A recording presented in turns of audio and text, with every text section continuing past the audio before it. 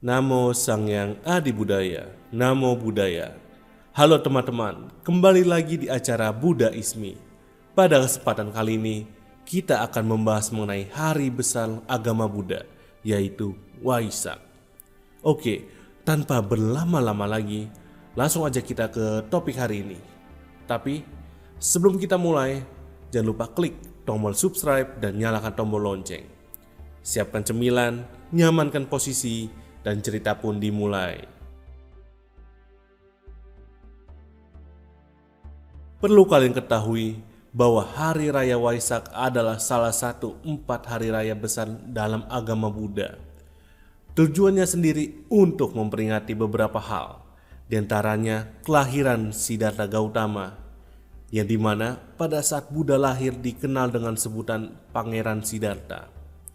Siddhartha sendiri memiliki arti yang sangat unik, yaitu tercapai cita-citanya. Setelah semakin dewasa dan lambat laun, beliau pun mengalami pergolakan batin. Maka dengan itu, Pangeran Siddhartha Gautama lebih memilih untuk meninggalkan istana dan menjadi seorang pertapa. Awal kisah pertapaan Siddhartha telah belajar kepada 2 guru, yaitu Alara Kalama dan Udaka Ramaputta. Tetapi karena merasa belum puas dengan ajaran yang disampaikan oleh sang guru, serta belum mencapai apa yang diharapkan, yaitu mencapai pencerahan sempurna, maka pergilah Siddhartha Gautama ke hutan Uruvela di tepi sungai Nairanjana yang mengalir dekat hutan Gaya. Lalu pertapa ditemani dengan 5 petapa lain, yaitu Wapa, Badia, Mahanama, Asaji, dan Kondana.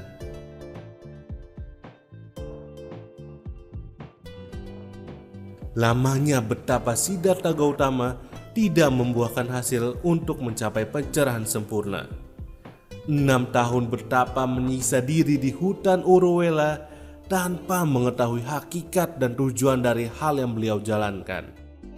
Hingga suatu saat terdengar suara seorang ayah yang menasehati anaknya dengan berkata, "Bila senar kecapi ini dikencangkan, suaranya akan makin tinggi.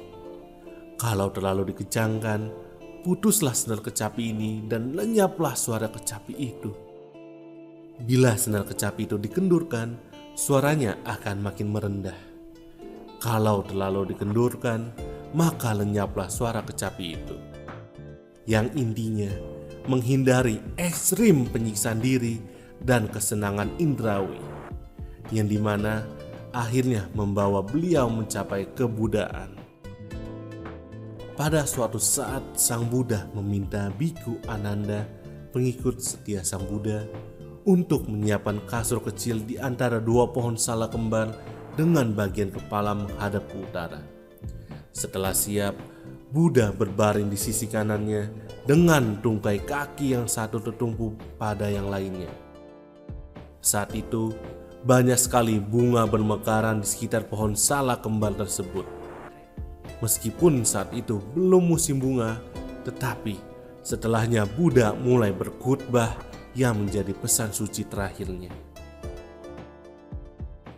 Dalam Mahaparinibbana Sutta, kita diberitahukan bahwa sang Buddha menderita sakit secara tiba-tiba setelah beliau memakan hidangan khusus, yaitu Sukaramadawa.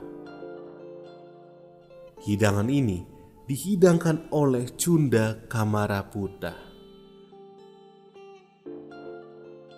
Dalam khotbah terakhirnya, Buddha menjelaskan, "Handadani bikawe amantayamiwo wayadama sankara apamadena sampadeta," yang artinya, "Para biku, sekarang saya nyatakan kepada kalian, segala hal yang terkondisi pasti akan hancur. Berjuanglah dengan penuh kesadaran."